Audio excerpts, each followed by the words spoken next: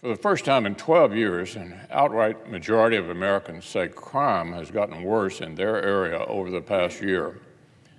Many Democrats have spent the last year and a half trying to defund police, smear law enforcement, and go soft on crime.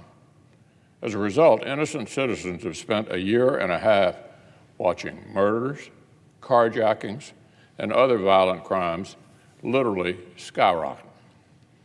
On Monday, in my hometown of Louisville, Kentucky, we were stunned by what appears to have been an assassination attempt against a Jewish mayoral candidate by a prominent far-left activist who previously called for defunding our police department. This far-left Black Lives Matter activist and Defund the Police cheerleader walked into a Jewish Democrats' campaign headquarters and opened fire. Obviously, every aspect of this is still under investigation, including the suspect's mental condition. But guess what?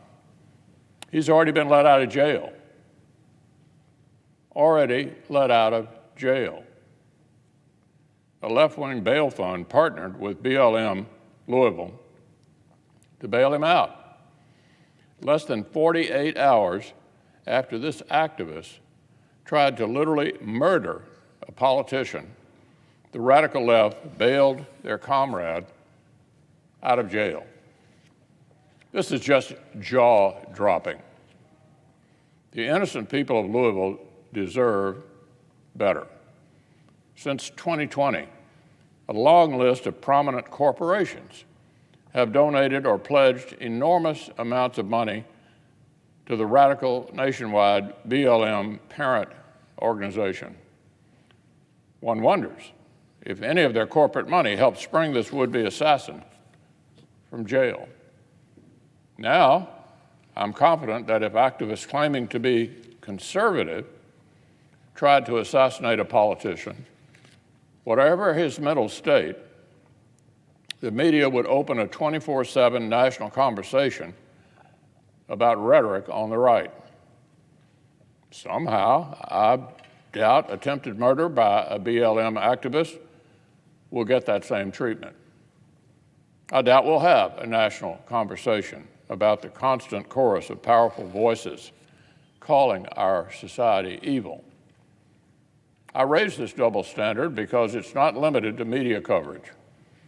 We've seen this extend into our legal system itself.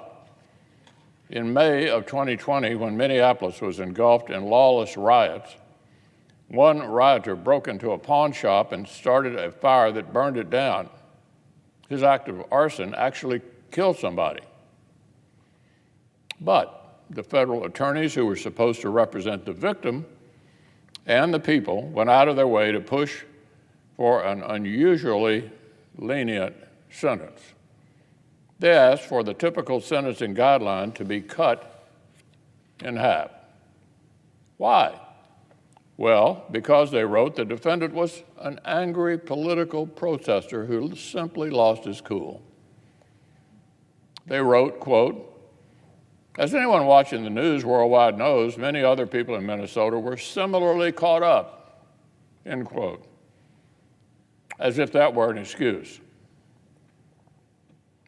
This is the sentencing memo from the prosecutors. It reads like it was ghostwritten by the defense.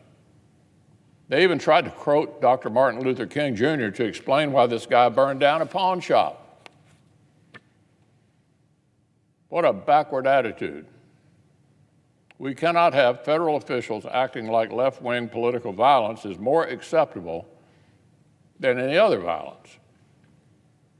If anything, political violence is uniquely unacceptable in a democratic republic.